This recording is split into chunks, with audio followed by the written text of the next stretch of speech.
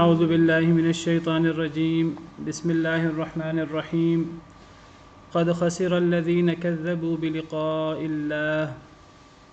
جی کون پڑھے گا آپ میں سے؟ جی میں پڑھتا ہوں. جی شروع کریں راشد صاحب.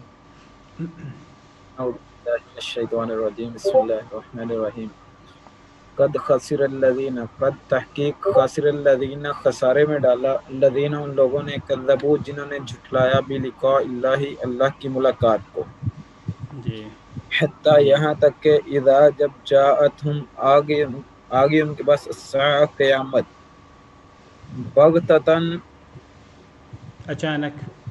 قالو انہوں نے کہا، یا حسرتنا ہائے افسوس، علامہ فرتنا جو ہم نے کمایا یا کیا، فرطنا جو ہم نے کمی کی، جو ہم نے کمی کی، فیہا اس میں، وہم اور وہ، یحملون اٹھائے ہوئے ہوں گے، اوزارہم اپنے بوجھ، علی ظہورہم اپنی پیٹھوں پر، الا خبردار، ساء ما یذرون بہت ہی برے ہیں وہ بوجھ جو وہ اٹھائے ہوئے.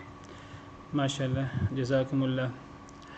جی قد خسر الذین کذبوا بلقاء اللہ، تحقیق نقصان اٹھایا ان لوگوں نے، خسارہ اٹھایا ان لوگوں نے جنہوں نے جھٹلایا اللہ کی ملاقات کو. ہم پڑھ چکے ہیں پیچھے کہ اللہ تعالیٰ کی آیات کو جھٹلانا، اللہ تعالیٰ کی آیات سے ثابت ہونے والے عقائد کو جھٹلانا، یہ بہت بڑا جرم ہے، یہ کفر ہے.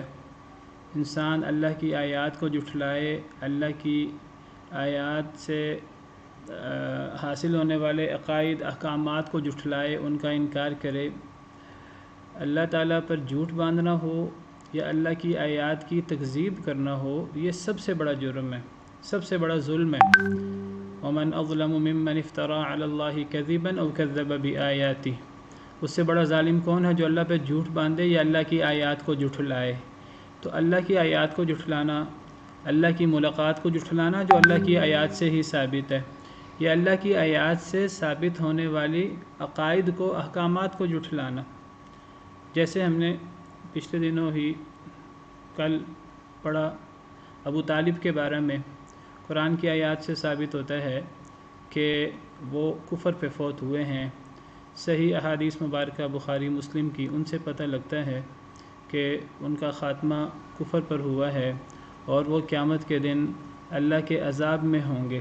وہ عذاب عام لوگوں کے بالمقابل کم ہوگا، لیکن وہ اللہ کے عذاب میں ہوں گے.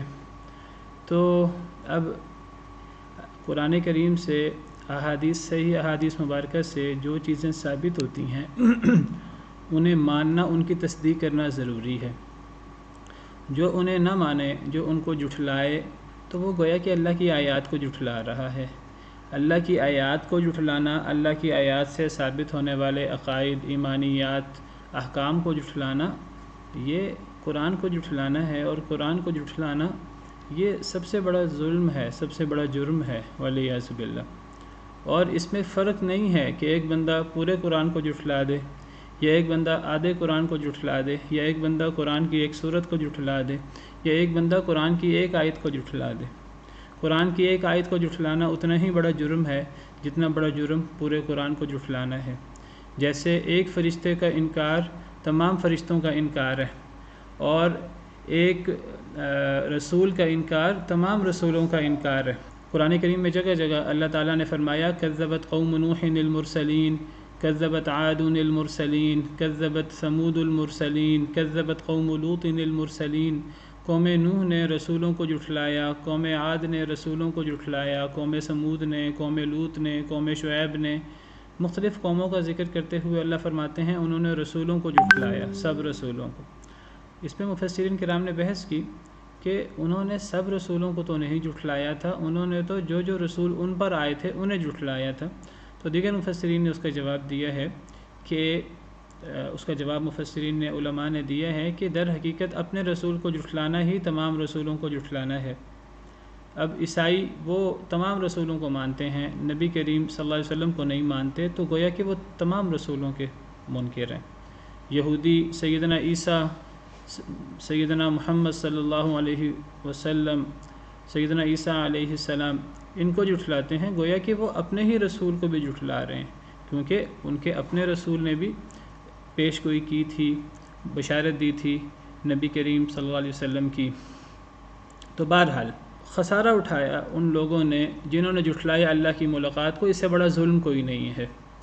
حتی اذا جاءتهم الساعة بغتة، میں پہلے ذکر کر چکا ہوں کہ قیامت پر ایمان لانا یہ در حقیقت انسان کو، جس کو کہتے ہیں بندے کا پتر بنا دیتا ہے۔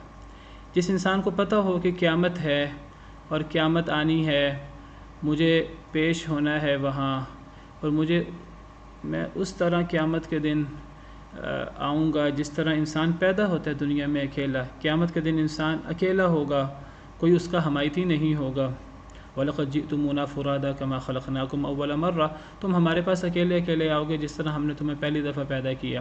اور انسان نے اللہ کے سامنے جواب دہ ہونا ہے، انسان کا حساب ہونا ہے۔ اللہ نے ہر بندے سے 1 to 1 آمنے سامنے اللہ رب العالمین نے اس سے سوال و جواب کرنے ہیں۔ تو انسان جب اللہ رب العالمین کے سامنے کھڑا ہوگا تو پھر اس وقت انسان کی کیا کیفیت ہوگی۔ تو جب انسان ان چیزوں کو یاد رکھتا ہے، ان چیزوں پر ایمان رکھتا ہے، تو پھر انسان اپنی اصلاح کرتا ہے۔ پھر انسان صرف ڈنڈے کے زور پر گناہوں سے اور جرم سے نہیں بچتا، بلکہ انسان اللہ سے ڈرتے ہوئے گناہ سے، جرم سے بچنے کی کوشش کرتا ہے۔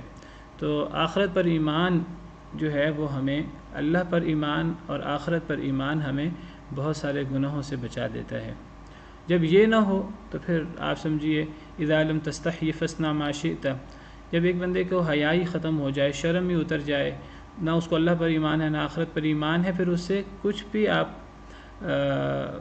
اس کے بارے میں تصور کر سکتے ہیں، پھر وہ کچھ بھی کر سکتا ہے، اللہ معاف کرے۔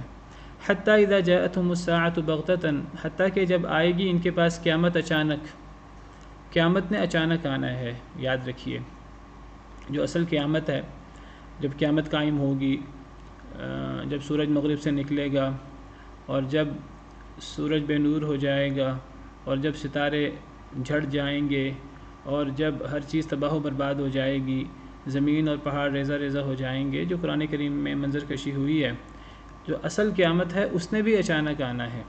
یہ نہ سمجھیے کہ قیامت نے کوئی بتا کر آنا ہے، لوگوں کو پتہ ہوگا قیامت آنے والی ہے، لوگ اپنی اصلاح کر لیں گے۔ نبی کریم صلی اللہ علیہ وسلم نے فرمایا کہ قیامت اس طرح اچانک آئے گی کہ لوگ اپنا کاروبار کر رہے ہوں گے، لوگ اپنے روزمرہ زندگی کی مصروفیات میں مگن ہوں گے۔ ایک بندہ جو ہے وہ دودھ دھونے جائے گا، جانور کا دودھ دھو کر واپس نہیں آئے گا، قیامت آ جائے گی۔ دودھ دھونے کے لیے جانا، اس کا مطلب یہ ہے کہ اسے کوئی یہ نہیں ہے کہ قیامت آنے والی ہے، قیامت آنے والی ہے، کوئی جانور کا دودھ دھونے نہیں جاتا۔ ایک بندہ اپنے حوض، تالاب، اس کو ٹھیک کر رہا ہوگا، اس کی لیپا پوتی کر رہا ہوگا، اس کی اصلاح کر رہا ہوگا، قیامت آ جائے گی۔ دو لوگ کپڑا درمیان میں بچھائے ہوئے خرید و فروخت کر رہے ہوں گے کپڑے کی، قیامت آ جائے گی۔ ایک بندہ اپنے منہ کی طرف لقمہ اٹھائے گا، لقمہ منہ کی طرف ابھی پہنچے گا نہیں، قیامت واقع ہو جائے گی، قیامت اچانک آئے گی۔ تو جس طرح بڑی قیامت اچانک آئے گی، اللہ فرماتے ہیں قرآن کریم میں وَلِلَّهِ غَيْبُ السَّمَاوَاتِ وَالْأَرْضِ، آسمان و زمین کا غیب اللہ کے پاس ہے اور کسی کے پاس نہیں ہے۔ وَمَا أَمْرُ السَّاعَةِ إِلَّا كَلَمْحِ الْبَصَرِ أَوْ هُوَ أَقْرَبُ، قیامت کا معاملہ تو پلک جھپکنے کی طرح ہے یا اس سے بھی زیادہ قریب ہے، یعنی جتنی دیر میں ہم پلک جھپکتے ہیں قیامت اس طرح اچانک واقع ہو جائے گی۔ تو یہ نہیں ہوگا کہ قیامت بتا کر آئے گی، پہلے پتہ ہوگا کہ انسان توبہ کر لے قیامت آنے سے پہلے، ایسے نہیں ہوگا۔ یہ تو اس قیامت کی بات ہے جو اصل قیامت ہے، بڑی قیامت ہے، لیکن یہ بات یاد رکھیے کہ ہر انسان کی موت اس کی قیامت ہے۔ من مات قامت قیامتہ، جو بندہ مر جاتا ہے اس کی تو قیامت آ گئی۔ اب وہ جو بڑی قیامت ہے، جو اصل قیامت ہے، وہ تو اس پر نہیں آنی۔ قیامت تو جو اس وقت جب قیامت بدبخت ترین لوگوں پر واقع ہوگی، جب قیامت آئے گی، احادیث مبارکہ سے پتہ لگتا ہے کوئی ایک شخص بھی لا الہ الا اللہ پڑھنے والا، اللہ کہنے والا نہیں ہوگا، اللہ کا نام لیوا کوئی بھی نہیں ہوگا۔ ایسے بدبخت لوگوں پر قیامت آئے گی جو سر عام زنا اور فحاشی اور اللہ رب العالمین کے ساتھ بغاوت کرتے ہوں گے، ایسے لوگوں پر قیامت آئے گی۔ تو یہ قیامت سب لوگوں پر نہیں آنی، یہ صرف ان لوگوں پر آنی ہے جو اس وقت موجود ہوں گے، اس وقت تک زندہ ہوں گے۔ لیکن سیدنا آدم علیہ السلام سے لے کر قیامت سے پہلے جو لوگ ہیں ان سب کی بھی تو ایک قیامت ہے نا، وہ کیا ہے؟ وہ ان کی موت ہے۔ تو جب ان کے پاس قیامت آئے گی اچانک موت کی صورت میں یا بڑی قیامت کی صورت میں، تو وہ کیا کہیں گے؟ افسوس کا اظہار کریں گے۔ قالوا یا حسرتنا، وہ کہیں گے ہائے ہماری حسرت، علی ما فرطنا فیہا، اوپر اس کے جو ہم نے کمی کی، فیہا اس کے بارے میں۔ فرط یفرط تفریط، یہ جو را پہ شد ہے تو یہ تفریط، ایک لفظ افراط ہوتا ہے، آپ نے اردو میں سن رکھا ہے، ایک لفظ تفریط ہوتا ہے۔ افراط اور تفریط، کہتے ہیں افراط تفریط سے بچنا چاہیے۔ افراط کا مطلب زیادتی ہوتا ہے اور تفریط کا مطلب کمی ہوتا ہے، ایک دوسرے کے متضاد ہیں یہ الفاظ۔ تو فرطنا یہ تفریط سے ہے، کمی سے۔ افراط زر انفلیشن جو ہو جاتی ہے، تفریط زر یہ اس کے الٹ ہے۔ تو فرطنا تفریط سے ہے، کمی کرنے سے۔ تو جب قیامت آ جائے گی، موت آ جائے گی، تو کیا کہیں گے لوگ کہیں گے ہائے ہماری حسرت، ہائے افسوس ہمیں، اوپر اس کے جو ہم نے کمی کی، فیہا اس میں، یعنی قیامت کے بارے میں، موت کے بارے میں جو ہم نے کمی کی، کہ ہم نے اس سے پہلے قیامت آنے سے پہلے، موت آنے سے پہلے ہم ایمان نہیں لائے، ہم نے اللہ اور اللہ کے رسول کی باتیں نہیں مانی، ہم نے نیک عمل نہیں کیا، ہم نے صدقہ نہیں کیا، ہم نے وہ کام نہیں کیا جس سے ہم اپنے رب کو راضی کر سکتے، جو ہم کمی کر چکے ہیں اس بارے میں، اس پر وہ حسرت کا اظہار کریں گے۔ وَهُمْ يَحْمِلُونَ أَوْزَارَهُمْ عَلَى ظُهُورِهِمْ، اور وہ اٹھائے ہوئے ہوں گے اپنے بوجھ، یحملون حمل سے ہے، حمل کا مطلب اٹھانا، اوزارہم وزر کی جمع اوزار، وزر بوجھ کو کہتے ہیں۔ تو اپنے بوجھ سے مراد یہاں گناہوں کا بوجھ ہے، وہ اپنے گناہوں کا بوجھ اٹھائے ہوئے ہوں گے، علی ظہورہم اپنی پشتوں پر۔ قیامت کے دن ان کا وزن ہوگا، قیامت کے دن گناہوں کا بھی وزن ہوگا، جتنا بڑا گناہ ہوگا اس کا وزن اتنا زیادہ ہوگا، اور وہ انسان کو اپنے بوجھ پر، اپنی پشت پر لادنا ہوگا، اور جو نیکیاں ہوں گی ان کا بھی وزن ہوگا۔ بعض ایسی نیکیاں جن کو ہم بڑا ہلکا سمجھتے ہیں، وہ قیامت کے دن بہت وزنی ہوں گی، بہت وزنی ہوں گی۔ لا الہ الا اللہ، اللہ لفظ جلالہ، صحیح احادیث مبارکہ سے پتہ لگتا ہے کہ کسی نے خلوص دل سے یہ لا الہ الا اللہ پڑھا ہوگا تو یہ کلمہ ایک پلڑے میں ہوگا اور دوسرے پلڑے میں زمین و آسمان رکھ دیے جائیں تو لا الہ الا اللہ والا پلڑا جو ہے وہ جھک جائے گا۔ ایک کارڈ ہوگا، اس کارڈ پہ اللہ لکھا ہوگا، اس کو ایک پلڑے میں رکھا جائے گا، دوسرے پلڑے میں دنیا جہاں کی ہر چیز رکھ دی جائے، وہ اللہ والا کارڈ جو ہے بطاقہ وہ جھک جائے گا اپنے بوجھ کی وجہ سے۔ والوزن یومئذ الحق، قیامت کے دن وزن برحق ہے، وہ وزن ہے، وہ ہمیں نیک اعمال کا، برے اعمال کا وزن نظر آئے یا نہ آئے، ہم محسوس کریں یا نہ کریں، قیامت کے دن یہ وزن برحق ہے، اور یہ وزن ہونا ہے۔ کیسے ہونا ہے ہمیں سمجھ آئے یا نہ آئے۔ آج دیکھیے ہم ہارڈ ڈسک کے اندر ہم کہتے ہیں جی یہ ہارڈ ڈسک، اس کی کیپیسٹی اور اس کا یہ اتنے میگا بائٹس کی ہے، اتنے گیگا بائٹس کی ہے، اتنے ٹیرا بائٹس کی ہے، اور یہ یو ایس بی۔ اب یہ بھی ایک معیار ہے۔ ایک زمانہ تھا جب ایک چھوٹی سی چیز میں اتنے زیادہ ڈیٹا آ جاتا ہے، ایک وقت تھا جب لوگ اس کو نہیں سمجھتے تھے، اس کو نہیں جانتے تھے، ان کے نزدیک بس ایک چیز کا وزن، اصل وزن ہی وزن ہوتا ہے۔ تو ماپنے کا ایک ذریعہ یہ بھی ہے، ماپنے کا ایک ذریعہ وزن ہے، ماپنے کا ایک ذریعہ ماپ ہوتا ہے جو کسی سانچے میں ہم کرتے ہیں، جیسے ہم لیٹر اور یہ دودھ کا جو سانچہ ہوتا ہے تو ہم اس کو ماپتے ہیں، وہ وزن نہیں ہے، وہ ایک سانچہ ہے۔ جیسے میٹر ہوتا ہے، گز ہوتا ہے، کپڑے کو ماپا جاتا ہے، اسی طرح اب آج یہ جو ہم اسپیس ماپتے ہیں، megabyte, gigabyte, terabyte, اور پھر اس سے آگے بھی اصطلاحات ہیں۔ تو اسی طرح قیامت کے دن جو وزن ہوگا وہ اعمال کا ہوگا، اعراض کا ہوگا، اور وہ باقاعدہ ان کو تولا جائے گا۔ کیسے تولا جائے گا؟ جیسے اللہ کو علم ہے، اللہ کے لیے کوئی چیز مشکل نہیں ہے۔ تو یہ جو بوجھ ہوگا گناہوں کا، یہ لوگ اپنی پشت پر لادے ہوں گے، اور یہ بہت بڑا بوجھ ہوگا، جتنا بڑا گناہ ہوگا اتنا بڑا بوجھ ہوگا۔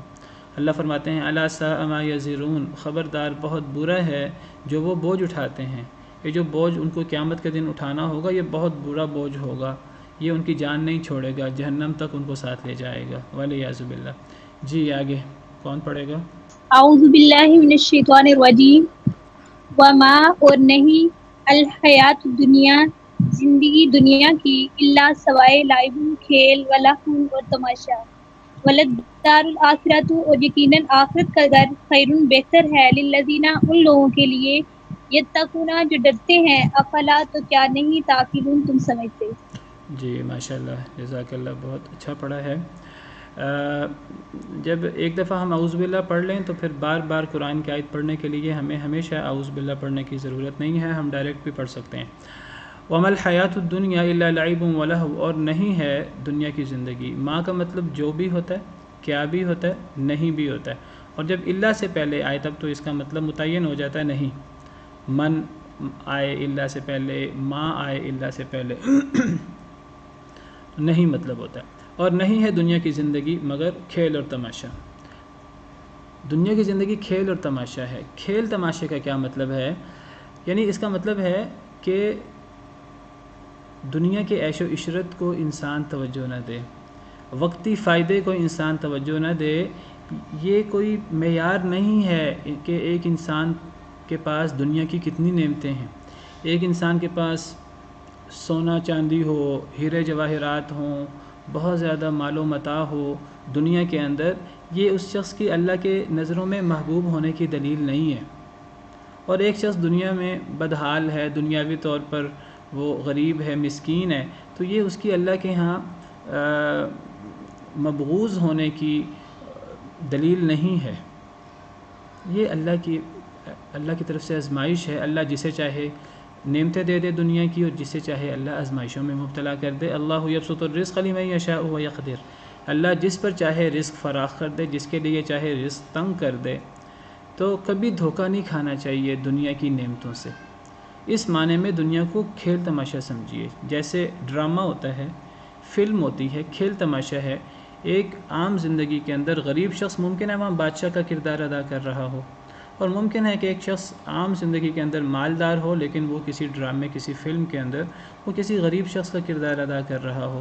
جس طرح ڈرامے کے اندر جو ہمیں نظر آ رہا ہوتا ہے وہ حقیقت نہیں ہوتا، وہ ایک عارضی اور وقتی چیز نظر آ رہی ہوتی ہے، اصل حقیقت وہ نہیں ہوتی. اسی طرح دنیا کے اندر اگر ہمیں کوئی شخص جو ہے وہ نعمتوں میں نظر آ رہا ہے، جس طرح فرعون تھا، جس طرح نمرود تھا، اللہ تعالیٰ اپنے نام ماننے والوں پر عذاب بھی اتارتے ہیں دنیا کے اندر، اور اللہ تعالیٰ اپنے نام ماننے والوں پر آزمائش کے لیے نعمتیں بھی اتار دیتے ہیں. اور وہ نعمتیں ظاہری طور پر وہ نعمتیں ہوتی ہیں، لیکن در حقیقت ان کے لیے وہ ہلاکت کا سامان ہوتا ہے. اللہ فرماتے ہیں وَلَا تَمُدَّنَّ عَيْنَيْكَ إِلَىٰ مَا مَتَّعْنَا بِهِ أَزْوَاجًا مِّنْهُمْ زَهْرَةَ الْحَيَاةِ الدُّنْيَا لِنَفْتِنَهُمْ فِيهِ، کہ اے نبی صلی اللہ علیہ وسلم، یہ جو ہم نے ان کافروں کو دنیا کی زیب و زینت، دنیا کی رونقیں دے رکھی ہیں، مراد اس سے دنیا کے اسباب اور مال و دولت ہے، تو آپ اس کی طرف نظر لمبی نہ کریں، آپ اس کی طرف للچا کر نہ دیکھیں. یہ ہم نے انہیں کیوں دی ہیں دنیا کی نعمتیں؟ لِنَفْتِنَهُمْ فِيهِ، تاکہ ہم انہیں آزمائش میں مبتلا کر دیں ان کی وجہ سے. وَرِزْقُ رَبِّكَ خَيْرٌ وَأَبْقَىٰ، اللہ کا رزق جو اللہ کے پاس ہے قیامت کے دن وہ زیادہ بہتر ہے اور باقی رہنے والا ہے. تو دنیا کی نعمتیں یہ کھیل اور تماشا ہیں. ان کو ایک انسان اس کو یہ نہ سمجھے کہ اللہ مجھ سے بہت راضی ہے، اللہ نے مجھے نعمتیں دے رکھی ہیں. اس آیت میں تو اللہ نے اسے فتنہ کہا ہے، دوسری آیت میں تو اللہ نے اسے عذاب قرار دیا.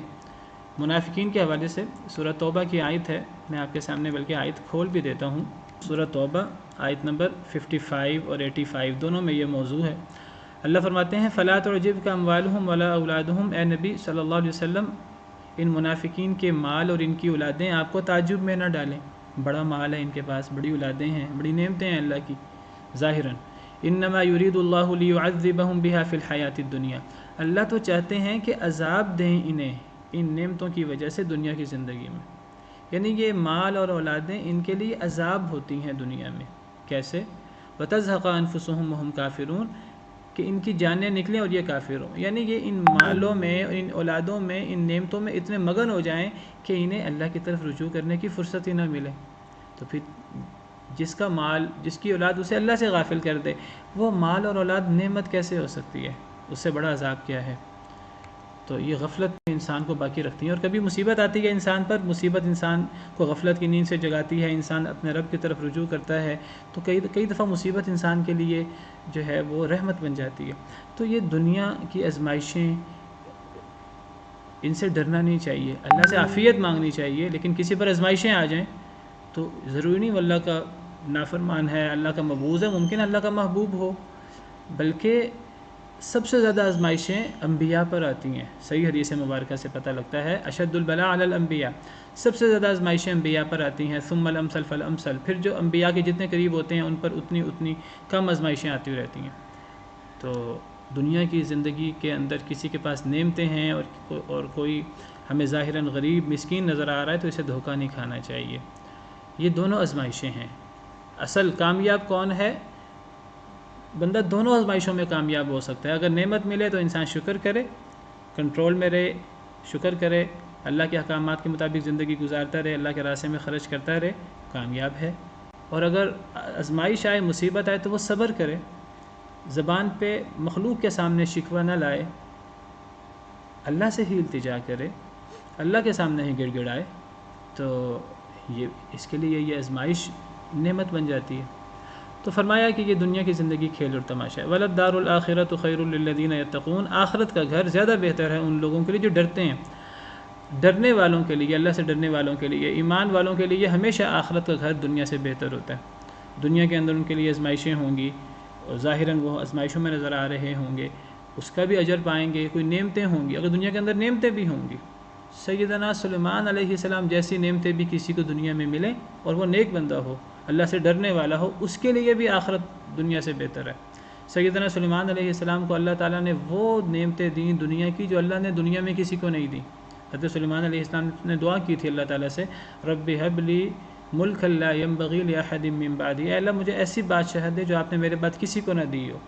تو اللہ اتنی نعمتیں دینے کے باوجود بھی اگر کوئی متقی شخص ہے اس کے لیے آخرت میں اس سے زیادہ نعمتیں، اور اگر کسی کو دنیا کے اندر بڑی غربت، بڑی مسکینی ہو اور وہ اللہ سے ڈرنے والا ہے، ایمان رکھنے والا ہے، اس کے لیے آخرت بہتر ہے۔ اللہ نے فرمایا نبی صلی اللہ علیہ وسلم کو تسلی دیتے ہوئے وَلَلْآخِرَةُ خَيْرٌ لَكَ مِنَ الْأُولَىٰ، آپ کے لیے آخرت اولا یعنی دنیا سے بہتر ہے ہر حال میں۔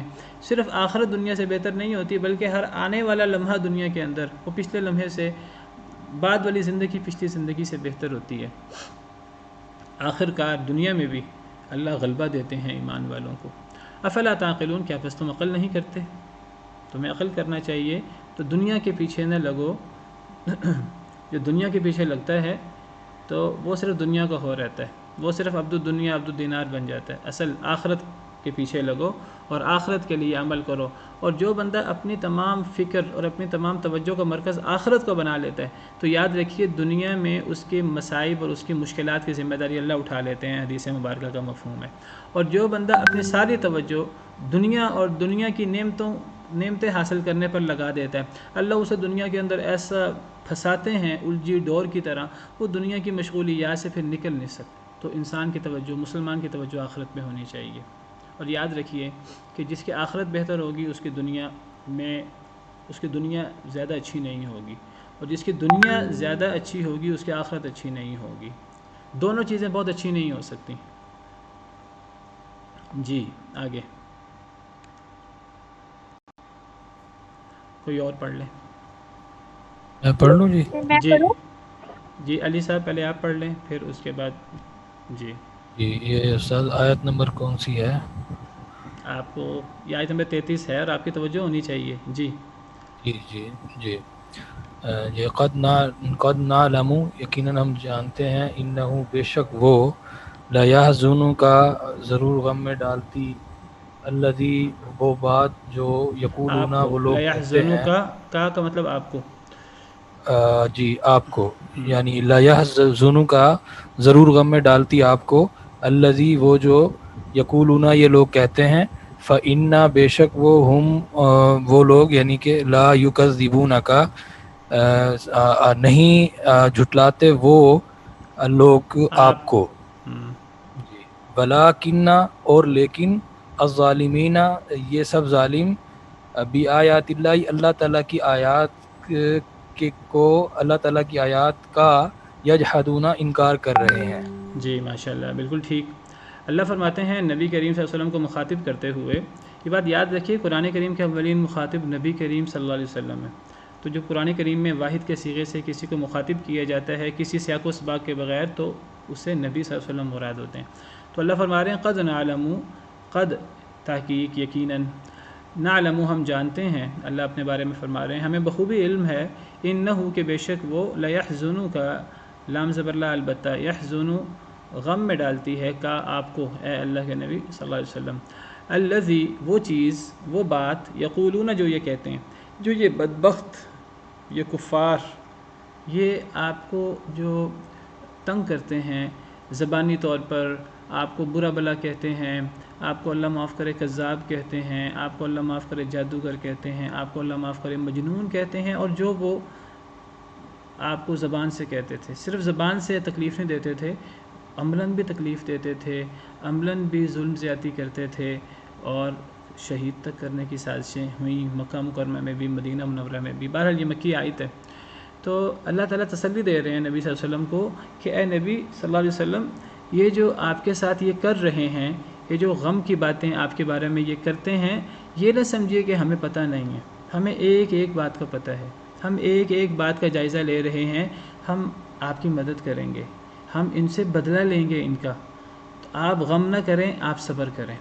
یہ نبی کریم صلی اللہ علیہ وسلم کو حوصلہ دینے کی آیت ہے، اور اس قسم کی آیات قرآن کریم میں بہت زیادہ ہیں کہ نبی کریم صلی اللہ علیہ وسلم پر جتنی آزمائشیں ہوئیں، جیسے میں نے ابھی حدیث مبارکہ بیان کی کہ سب سے زیادہ آزمائشیں اللہ کی انبیاء کرام علیہم السلام پر آتی ہیں ان کے درجات بلند کرنے کے لیے، اشد البلاء علی الانبیاء، جتنی آزمائشیں نبی کریم صلی اللہ علیہ وسلم کی ہوئیں اتنی کسی اور کی نہیں ہوئیں، تو نبی کریم صلی اللہ علیہ وسلم پریشان ہو جاتے تھے کئی مرتبہ، لیکن اللہ کی طرف سے جب اس قسم کی آیات اترتی تو آپ کو بڑا حوصلہ ملتا تھا، بڑی تسلی ملتی تھی، آپ کے دل پہ بوجھ ہوتا تھا کہ میری نیت کتنی صاف ہے، میں کتنی محنت کر رہا ہوں، میں ان کی خیر خواہی کر رہا ہوں، لیکن یہ مجھے برا سمجھتے ہیں، یہ مجھے غلط سمجھتے ہیں، یہ میرے بارے میں الٹی سیدھی باتیں کرتے ہیں، تو اللہ تعالیٰ پھر آپ کو ڈھارس پہنچاتے ہیں، اللہ آپ کو تسلی دے رہے ہیں کہ اے نبی صلی اللہ علیہ وسلم ہم بخوبی جانتے ہیں کہ جو کہتے ہیں آپ کو باتیں آپ کو تکلیف دیتی ہیں، آپ کو غم میں ڈالتی ہیں، فَإِنَّهُمْ لَا يُكَذِّبُونَكَ وَلَكِنَّ الظَّالِمِينَ بِآيَاتِ اللَّهِ يَجْحَدُونَ، لیکن اے نبی صلی اللہ علیہ وسلم یہ بھی سمجھ لیجئے کہ بس بے شک یہ لوگ آپ کو نہیں جھٹلا رہے آپ کو، وَلَكِنَّ الظَّالِمِينَ لیکن ظالم لوگ بِآيَاتِ اللَّهِ يَجْحَدُونَ اللہ کی آیتوں کا انکار کر رہے ہیں۔ اللہ تعالیٰ فرما رہے ہیں کہ آپ اللہ کا حوصلہ دیکھیے کہ یہ در حقیقت یہ بدبخت آپ کے دشمن نہیں ہیں، آپ کی تکذیب نہیں کر رہے، یہ تو اللہ کی تکذیب کر رہے ہیں، اللہ سے دشمنی کر رہے ہیں، ان کو آپ سے کوئی تکلیف نہیں ہے۔ کیسے پتہ لگا کہ قریش کی مخالفین کی آپ سے مخالفت نہیں تھی، اللہ کی آیات سے تھی، اس لیے اگر نبی صلی اللہ علیہ وسلم کی ذات سے مخالفت ہوتی تو شروع کی 40 سالہ زندگی نبی بننے سے پہلے جو آپ نے قریش میں گزاری، قریش آپ کی تعریف کرتے نہیں تھکتے تھے، آپ کو وہ اپنا سردار اور اپنے سردار کا بیٹا کہتے تھے، اور نبی صلی اللہ علیہ وسلم کا خاندان معزز خاندان تھا، آپ معاشرے کے معزز فرد تھے، آپ کا بڑا مقام تھا اور آپ کی بڑی عزت تھی معاشرے کے اندر، اور صرف آپ کی نہیں، یہ ذرا اپنے مائک اگر بند کر لیں تو شور آ رہا ہے، تو صرف آپ کی نہیں بلکہ ہر نبی اپنی قوم کا ایک معزز فرد ہوتا ہے، معزز خاندان میں سے ہوتا ہے، اور ظاہر جسمانی طور پر بھی میں نے شاید پہلے بھی بات کی تھی، جسمانی طور پر بھی بہترین ہوتا ہے، روحانی طور پر بھی سب سے اعلیٰ ہوتا ہے، عقل و فہم کے اعتبار سے بھی۔ تو نبی کریم صلی اللہ علیہ وسلم قریش کے ہاں بڑے معزز تھے، اور عبد المطلب کا خاندان اور بنو ہاشم کا خاندان، یہ قریش کا ایک معزز خاندان تھا، ان کے پاس خانہ کعبہ کی رکھوالی تھی، اور یہ خانہ کعبہ میں جو حاجی آتے تھے ان حاجیوں کی خدمت کرتے تھے، اور ان کا بڑا مقام تھا، نبی صلی اللہ علیہ وسلم کو بڑی عزت دیتے تھے، بلکہ آپ کو وہ واقعہ یاد ہو کہ جب نبی صلی اللہ علیہ وسلم کے نبی بننے سے 5 سال پہلے تقریباً خانہ کعبہ سیلاب آیا اور خانہ کعبہ ڈوب گیا، اور پھر گرا کر انہوں نے دوبارہ تعمیر کیا اپنے حلال کے پیسوں سے، پھر جھگڑا ہو گیا کہ یہ حجر اسود دوبارہ کون رکھے گا، بہت بڑی سعادت ہے، اور عرب لوگ لڑنے بڑھنے والے لوگ تھے، تو اب اس پر تلواریں نکل آئیں، تو پھر وہ کہنے لگے، کسی نے کہا کہ تم کیوں لڑتے ہو، تمہاری لڑائی ختم نہیں ہوگی، تم نیک کام کر رہے ہو، اس طرح کرو کہ کسی سے فیصلہ کروا لو، کل جو سب سے پہلے آئے تو اس سے فیصلہ کروا لینا۔ تو دیکھا کہ نبی صلی اللہ علیہ وسلم جو ہیں وہ تشریف لا رہے ہیں اگلے دن، تو کہنے لگے یہ ہمارا سردار ہے، ہمارے سردار کا بیٹا ہے، ہم اس کے فیصلے پر راضی ہیں۔ تو نبی صلی اللہ علیہ وسلم کی بڑی عزت کرتے تھے، نبی بننے سے پہلے آپ کو الصادق الامین کہتے تھے، لیکن آپ دیکھیے کہ مخالفت کب شروع ہوئی؟ جیسے ہی نبی صلی اللہ علیہ وسلم نے اللہ کی باتیں کرنا شروع کی، جیسے ہی حق کی دعوت شروع کی، تو کفار کا نبی صلی اللہ علیہ وسلم کی ذات سے کوئی ٹکراؤ نہیں تھا، نبی صلی اللہ علیہ وسلم کی ذات سے انہیں کوئی پرخاش نہیں تھی، انہیں اصل میں تکلیف تھی اس حق کی جو آپ کی زبان اقدس سے نکلتا تھا، ان اللہ کی آیات سے تکلیف تھی جو نبی صلی اللہ علیہ وسلم انہیں اللہ کی آیات سناتے تھے کہ یہ بت غلط ہیں، ان بتوں کی عبادت نہیں ہونی چاہیے، یہ شرک ہے، اس شرک کا رد ہونا چاہیے، ایک اللہ وحدہ لا شریک کی عبادت ہونی چاہیے، قولوا لا الہ الا اللہ تفلحوا تملک العرب والعجم، تم لا الہ الا اللہ کہہ دو، عرب و عجم کے مالک بن جاؤ گے، تم کامیاب ہو جاؤ گے۔ انہیں نبی صلی اللہ علیہ وسلم سے چڑ نہیں تھی، لا الہ الا اللہ سے چڑ تھی، جو اللہ کی دعوت تھی، جو اللہ کی آیات سے نبی صلی اللہ علیہ وسلم دعوت دیتے تھے۔ تو اللہ فرماتے ہیں کہ آپ میرا تحمل دیکھیے، میرا حوصلہ دیکھیے کہ میں انہیں ڈھیل دے رہا ہوں، یہ ظالم اللہ کی آیتوں کا انکار کر رہے ہیں، میں انہیں ڈھیل دے رہا ہوں، یا آپ کو نہیں جھٹلا رہے، آپ بھی صبر کیجئے، آپ حوصلہ کیجئے، ہمیں پتہ ہے جو آپ کے ساتھ یہ کر رہے ہیں۔ ان آیات سے نبی صلی اللہ علیہ وسلم کو کتنا حوصلہ ملتا ہوگا، کتنی ڈھارس ملتی ہوگی، انسان سمجھ سکتا ہے جب اللہ کی طرف سے اس قسم کی تسلی ملے۔ کبھی اس قسم کے الفاظ سے اللہ تعالیٰ تسلی دیتے، کبھی اللہ تعالیٰ تسلی دیتے وَاصْبِرْ لِحُكْمِ رَبِّكَ فَإِنَّكَ بِأَعْيُنِنَا، اے نبی صلی اللہ علیہ وسلم اللہ کے حکم کے مطابق صبر کریں، آپ ہماری نظروں کے سامنے ہیں، ہماری نظر کرم آپ پر ہے، ہم کوئی آپ کو بھولے نہیں ہوئے۔ قسم کھا کر اللہ فرماتے ہیں ما ودعک ربک وما قلی، آپ کو آپ کے رب نے چھوڑا نہیں، آپ کا رب آپ سے بیزار نہیں ہوا۔ یہ آزمائشیں ہیں جو پچھلے انبیاء کو بھی آتی رہیں، آپ پر بھی آ رہی ہیں، اللہ آپ سے ناراض نہیں ہے، اللہ آپ کو بھولا ہوا نہیں ہے، اللہ ایک ایک واقعے سے پوری طرح باخبر ہے۔ کبھی اللہ تعالیٰ جو ہیں وہ پرانے انبیاء کرام علیہم السلام کے قصے سناتے کہ کس طرح ان پر آزمائشیں آئیں، کس طرح انہوں نے خندہ پیشانی سے وہ آزمائشیں برداشت کی۔ فاصبر کما صبر اولو العزم من الرسل، اے نبی صلی اللہ علیہ وسلم اس طرح صبر کریں جس طرح اولو العزم رسولوں نے صبر کیا، بڑے بڑے رسولوں نے صبر کیا۔ حضرت نوح علیہ السلام 1000 سال صبر ہی کرتے رہے، 1000 سال میں 80 کے قریب لوگ بھی مسلمان نہیں ہوئے، جیسے مفسرین نے بیان کیا، 950 سال تبلیغ کرتے رہے۔ اسی طرح حضرت ابراہیم ہیں، حضرت موسیٰ ہیں، حضرت عیسیٰ ہیں، دیگر انبیاء اور رسول علیہم السلام۔ تو یہ اللہ تعالیٰ کی طرف سے تسلی ہے، نبی کریم صلی اللہ علیہ وسلم کو آپ کے دل کو مضبوط کرنے کے لیے اس قسم کی آیات اترتی تھیں۔ جی اگلی آیت میں بھی یہی موضوع ہے، پڑھ لیجئے۔ اور جب نبی صلی اللہ علیہ وسلم کو اللہ تعالیٰ یہ ڈھارس دے رہے ہیں، تسلی دے رہے ہیں، تو یہ تسلی نبی صلی اللہ علیہ وسلم کے ورثاء کے لیے بھی ہے، نبی صلی اللہ علیہ وسلم کے دین کے حاملین کے لیے بھی ہے۔ نبی صلی اللہ علیہ وسلم نے فرمایا تھا کہ آج دین اجنبی ہے، پھر اسلام غالب آئے گا، اور پھر ایک وقت آئے گا کہ اسلام دوبارہ اجنبی ہو جائے گا۔ بدأ الاسلام غریباً وسيعود كما بدأ، اسلام اجنبی شروع ہوا تھا مکہ مکرمہ میں، جو اسلام لاتے تھے انہیں بڑی مصیبتوں کا سامنا کرنا پڑتا تھا۔ پھر فرمایا ایک وقت آئے گا کہ اسلام دوبارہ اجنبی ہو جائے گا، اور آپ نے فرمایا کہ اس وقت خوش بختی ہے ان لوگوں کے لیے، فطوبى للغرباء الذين يصلحون ما افسد الناس، ان غرباء کے لیے، ان معاشرے میں اجنبی لوگوں کے لیے خوش بختی ہو جو لوگوں نے فساد کیا ہوگا وہ اس کی اصلاح کرنے کی کوشش کریں گے۔ واللہ عالم، شاید آج وہی دور ہے کہ اسلام دوبارہ اجنبی ہو گیا ہے۔ آج مسلمان ہونا اور مسلمانوں والے شعار اختیار کرنا، مرد ہے داڑھی رکھے، عورت ہے جو حجاب کرے، وہ معاشرے کے اندر اجنبی ہو گیا ہے۔ کوئی بندہ دین کی بات کرے اس کو ایسے دیکھتے ہیں جیسے کوئی کسی بے وقوف کو کوئی دیکھتا ہے۔ معاشرے کے اندر عزت آج ان یہ جو اداکارائیں ہیں اور یہ جو اداکار ہیں اور یہ جو کھلاڑی ہیں اور اس قسم کے لوگوں کو آج معاشرے کے اندر عزت حاصل ہے، مقام حاصل ہے، اور آج دین کی بات کرنے والے، دین دار لوگ اور دین کی دعوت دینے والے تو آج معاشرے میں اجنبی ہو کر رہ گئے ہیں۔ تو ہم ایسے لوگ بعض دفعہ پریشان ہوتے ہیں کہ ہم دین کی بات کرتے ہیں، ہم اللہ کی بات کرتے ہیں، پھر ہم پہ اتنی آزمائشیں آتی ہیں، تو اس قسم کی آیات سے ہمیں سبق سیکھنا چاہیے کہ یہ ہمارے ساتھ ہی صرف دین کی بات کرنے والوں کے ساتھ، دین کا علم بلند کرنے والوں کے ساتھ ہی ایسا نہیں ہو رہا، داڑھی والوں کے ساتھ، حجاب کرنے والیوں کے ساتھ ہی صرف ایسا نہیں ہو رہا، یہ اللہ کے انبیاء کرام علیہم السلام کے ساتھ ہوا ہے، اور اللہ انہیں تسلی دیتے رہے ہیں، اور یہ صرف ہمارے پیارے نبی صلی اللہ علیہ وسلم کے ساتھ نہیں ہوا، بلکہ یہ دیگر انبیاء کرام علیہم السلام کے ساتھ بھی ہوتا رہا ہے۔ بڑی زیادتیاں ہوئی ہیں، بڑے ظلم ہوئے ہیں، اور اللہ معاف کرے، کتنے انبیاء اور رسول ہیں جنہیں شہید کر دیا گیا ہے اسی پاداش میں، ان کا جرم یہی تھا۔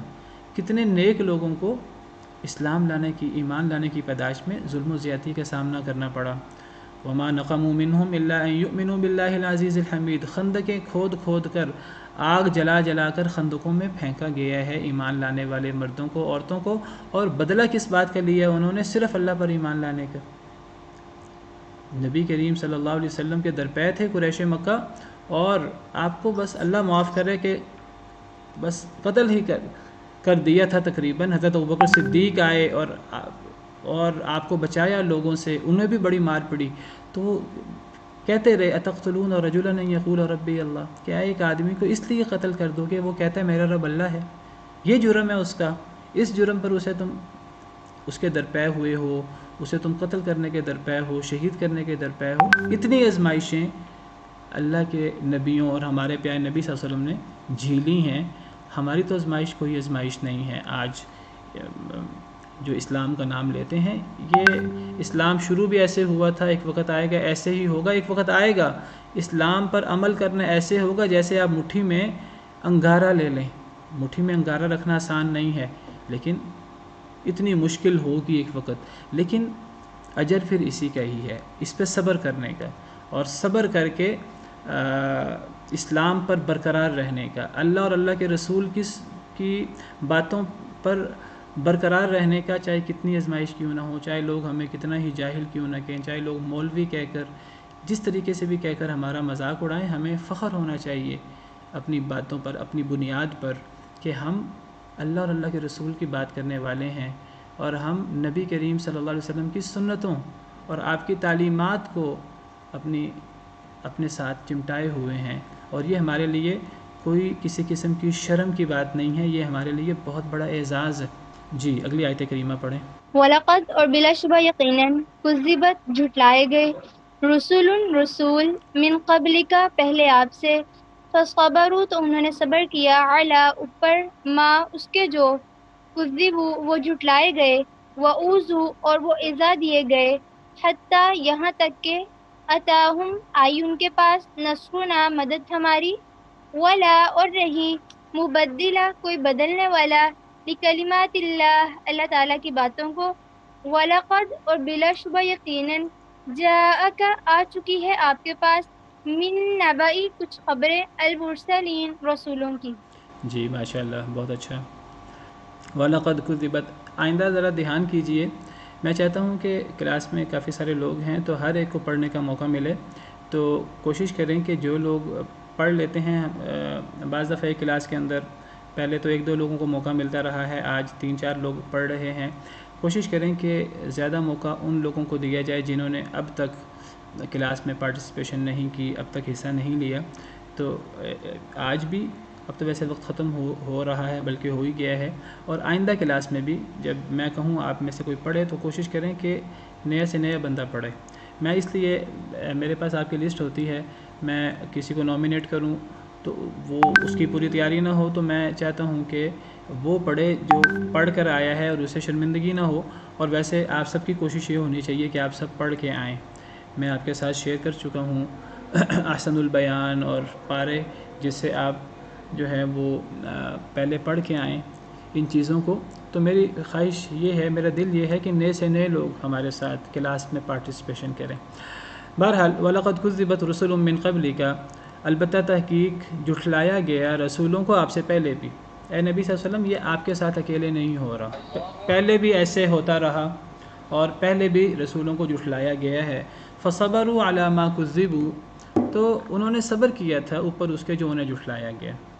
پچھلے رسولوں نے بھی صبر کیا تھا، اے نبی صلی اللہ علیہ وسلم آپ بھی صبر کیجئے، اور نبی صلی اللہ علیہ وسلم نے جب صبر کیا اور ہمارے لیے اسوہ حسنہ چھوڑا تو نبی صلی اللہ علیہ وسلم کے ورثاء کو اور مسلمانوں کو بھی صبر کرنا ہے خندہ پیشانی کے ساتھ۔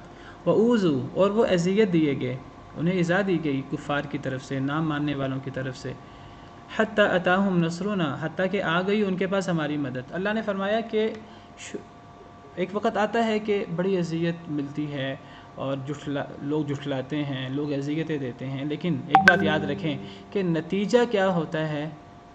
نتیجہ ہوتا ہے اللہ کی مدد آتی ہے۔ اللہ کے ہاں دیر ہے اندھیر نہیں ہے، جو بندہ خلوص دل سے لگا رہے تو پھر اللہ کی طرف سے مدد آتی ہے۔ وَالْعَاقِبَةُ لِلْمُتَّقِينَ انجام متقین کے ساتھ ہے، آخر کار اللہ کی مدد آتی ہے۔ آپ پرانے انبیاء کرام علیہ السلام کے قصے پڑھ لیں، وقت نہیں ہے، میں کسی وقت انشاءاللہ پہلے ایک دو دفعہ میں نے بیان کیا آپ کے سامنے اللہ کے وعدے کہ اللہ کے نبی اور ایمان والے غالب آئیں گے، اور اللہ پر مومنین کی مدد کرنا اللہ نے اپنے پر لازم کیا ہوا ہے۔ یہ مدد آنے میں کچھ دیر ہو جاتی ہے آزمائش کے لیے، اللہ اصل میں کھرے کھوٹے کو الگ کر رہے ہوتے ہیں، اللہ نے درجات بلند کرنے ہوتے ہیں۔ یہ جو آزمائش ہوتی ہے، یہ آزمائش اصل میں انسان کو بلند کرنے کے لیے، انسان کا مقام بلند کرنے کے لیے، جنت کے اعلیٰ مقام کے لیے انسان کو آزمائش آتی ہے، آخر کار اللہ کی مدد ہوتی ہے۔ وَكَانَ حَقًّا عَلَيْنَا نَصْرُ الْمُؤْمِنِينَ۔ اللہ فرماتے ہیں پرانے انبیاء کرام علیہ السلام کو جھٹلایا گیا، ہر طرح کی ایذا دی گئی، لیکن ہماری پھر مدد آئی۔ وَلَا مُبَدِّلَ لِكَلِمَاتِ اللَّهِ نہیں کوئی بدلنے والا اللہ کے کلمات کو۔ کیا مطلب؟ اللہ کے کلمات کو کوئی بدلنے والا نہیں ہے، اللہ کے فیصلوں کو کوئی بدلنے والا نہیں ہے۔ اور اللہ کے فیصلے اور اللہ کے وعدے کیا ہیں؟ اللہ کے فیصلے اور اللہ کے وعدے یہ ہیں کہ اللہ کی مدد آ کر رہے گی۔ جاء الحق وزهق الباطل ان الباطل كان زهوقا، حق آ گیا باطل چلا گیا، باطل کا کام ہی جانا ہے، یہ اللہ کا وعدہ ہے، باطل ٹھہر نہیں سکتا حق کے سامنے، یاد رکھیے۔ هو الذي ارسل رسوله بالهدى ودين الحق ليظهره على الدين كله، اللہ نے اپنے رسول کو ہدایت اور دین حق کے ساتھ بھیجا تاکہ وہ اس دین حق کو تمام ادیان پر غالب کر دے۔ اللہ نے دین اسلام کو بھیجا ہی غالب ہونے کے لیے ہے، دین اسلام مغلوب ہو ہی نہیں سکتا۔ مسئلہ کیا ہے؟ مسئلہ ہے ہم نے دین اسلام کو تھاما نہیں ہوا، ہم دین اسلام پر صحیح عمل پیرا نہیں ہیں، ذلیل ہوئے ہیں۔ مسئلہ دین اسلام کا نہیں ہے، مسئلہ ہمارا ہے۔ اللہ کا وعدہ ہے، اللہ کے کلمات ہیں کہ نیک لوگوں کی مدد ہوگی، تو جب نیک لوگوں کی مدد ہوگی اللہ کے اس وعدے کو کوئی بدل نہیں سکتا، کیونکہ یہ اللہ کا فیصلہ ہے، اللہ کا فیصلہ اٹل ہوتا ہے۔ کمی ہماری ہے، تو ہم اگر اسلام کے ساتھ جڑ جائیں گے، قرآن کو حرز جان بنا لیں گے، ہم غالب آئیں گے۔ وَلَقَدْ جَاءَكَ مِن نَّبَإِ الْمُرْسَلِينَ اور البتہ تحقیق آ چکی ہے آپ کے پاس، من نبأ المرسلین خبریں رسولوں کی خبریں آ چکی ہیں، آپ پڑھ چکے ہیں۔ آخر کار غلبہ کس کو ہوا؟ رسولوں کو ہوا۔ سیدنا نوح علیہ السلام کو ٹھیک ہے 950 سال آزمائش میں گزارنے پڑے، غلبہ کس کو ہوا؟ نوح علیہ السلام ہی، ان کو ہی نجات ملی، ان کے بیٹوں کو ہی نجات ملی، ان پر ایمان لانے والوں کو ہی نجات ملی، باقی سب غرق ہو گئے۔ قوم ہود، قوم سمود، قوم عاد، قوم سمود، حضرت ابراہیم اور نمرود کو دیکھ لیجئے، حضرت موسیٰ اور فرعون کو دیکھ لیجئے، حضرت شعیب کو دیکھ لیجئے۔ ہر قوم میں ہمیشہ جو ہے وہ رسول ہی غالب آئے ہیں، آخر کار فتح اور نصرت رسولوں کو ہی ملی ہے۔ یہ ہمارے لیے بہت بڑے حوصلے کی بات ہے، اللہ کے وعدے ہیں، ہمیں اللہ کے ان وعدوں پر ایمان اور یقین رکھنا چاہیے۔ وقت ختم ہو گیا، اسی پر بس کرتے ہیں۔ ربک رب العزت عما یصفون وسلام علی المرسلین والحمد للہ رب العالمین۔ کوئی سوال ہو تو گروپ میں کر لیجئے گا، انشاءاللہ میں جواب دے دوں گا۔